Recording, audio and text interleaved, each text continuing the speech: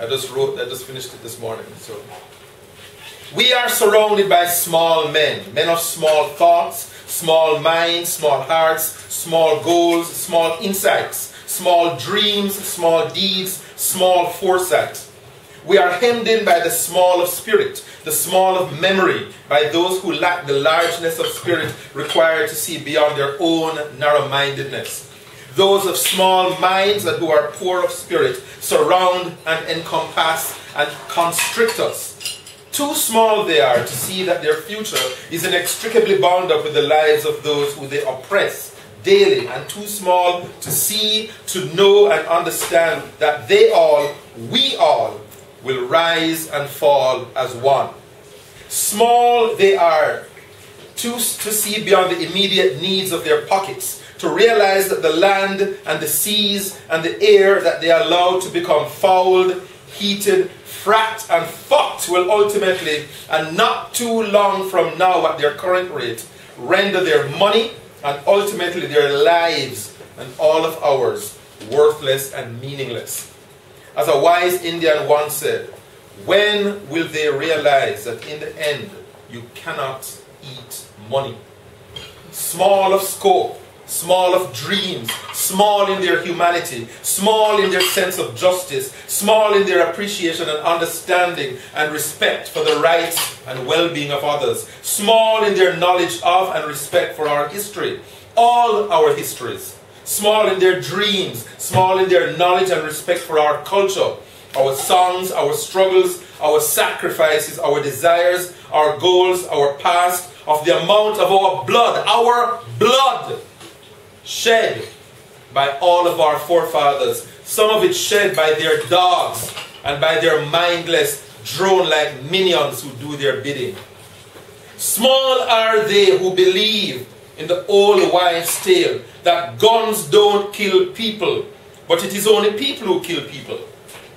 They are small men, so small that they do not realize that there is an entire world, an entire universe that is lying just beyond their limited reach. So small that they do not know that their smallness blinds them to themselves and therefore to everything else.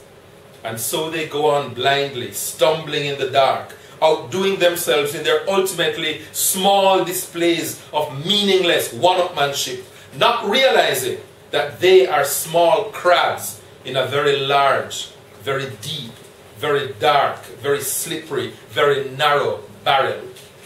Yes, we are surrounded by small men. And small women too. Women so small that they do not see that when they castigate, humiliate, disrespect, and vilify other women, they tear down and disrespect themselves.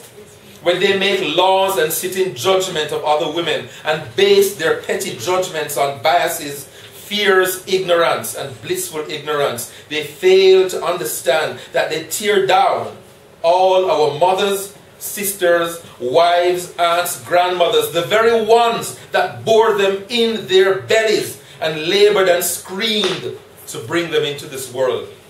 Now, blinded by their smallness and their shortcomings, they preside like shallow empresses, too blind to realize that the power that they think they wield and use to slash and gouge the dreams and hopes and futures of their sisters is instead gouging and tearing their own hearts from their own chests and from those of their daughters. Small women.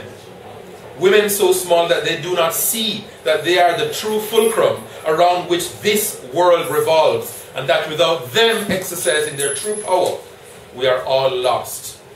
They are small people, these men and women who sit in the seats of power, padded seats upon which are seated padded asses with padded brains sat atop, padded shoulders at a level yet too low to truly see across the tables of negotiation and across the halls of power over which they think they preside. Their smallness truly blinds them. They are small people, men and women rushing hither and yon, blindly adrift in their self-importance and self-delusion, not realizing that they are but rats or hamsters running around in a cage, pedaling futilely on their little hamster wheels, while the rest of us deride their smallness, even as they refuse to look up, to see beyond their smallness, to find the sun, to find the giants upon whose shoulders they should seek to lift themselves above their smallness and pettiness.